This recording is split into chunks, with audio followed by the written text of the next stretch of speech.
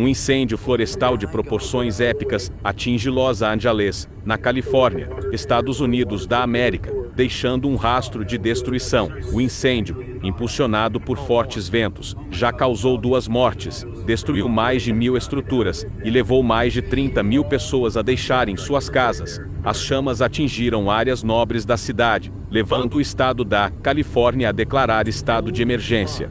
Mais de 2,3 mil hectares estão em chamas, com equipes de emergência trabalhando incansavelmente para controlar as chamas. A situação é considerada sem precedentes e preocupa autoridades e moradores. As condições climáticas adversas podem piorar a situação nos próximos dias.